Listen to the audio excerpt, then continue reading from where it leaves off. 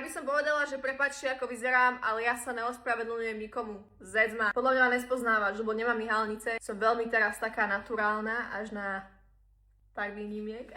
Nemôžem sa smiať, mám pocit, že mi vypadnú dudáše na zem.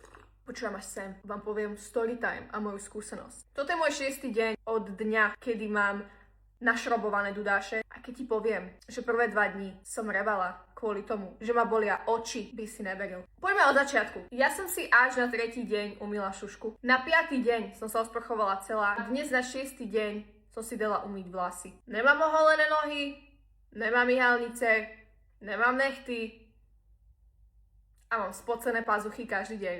A čo? Pre mňa najväčší boj bolo smrdzec. Pardon.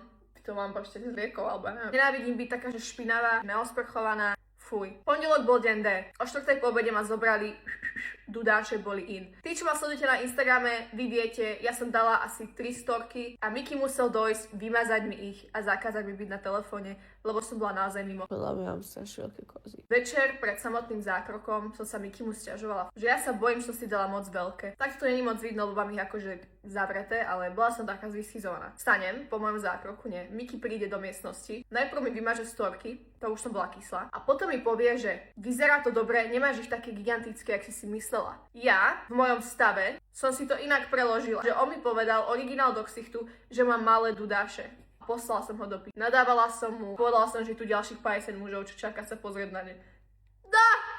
Dobrá som bola. Na každého vplýva táto narkoza inak. Mne zajebalo, no ja som bola agresívna. Mne sa zapálili oči, zapálenú hubu, zapálené kúty. Mám kyselinu v hube, hej. Znútra sa mi to aj zapálilo, že som mala takúto hubu, keby sa všetko porobilo ma.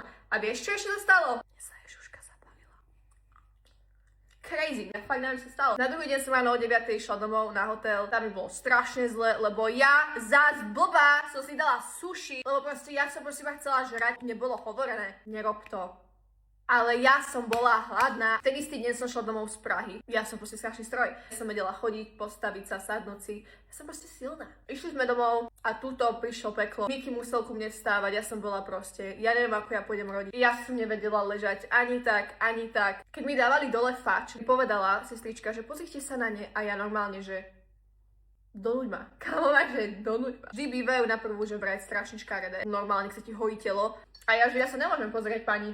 Ja nemôžem vidieť proste nejaké potkanie nosy. Ja som sa pozrela a boli krásne. No, si povedala, že a väčšie mohli byť dyk. No aj tak som sa tešila. Včera bola prvýkrát sprcha, keď ste v tomto natlakované. Dal som to dole a ja, že mne sa strašne uľavilo, ne? Som sa nadýchla, konečne mi homprlali vo vzduchu, krásne, no aj furt pekné. A ver či never, vyjebalo mi poistky. Normálne ma jeblo. Tak sprcha a dyk ja odpadnem. No, sú zážitky na celý život, čo mne sa tu deje.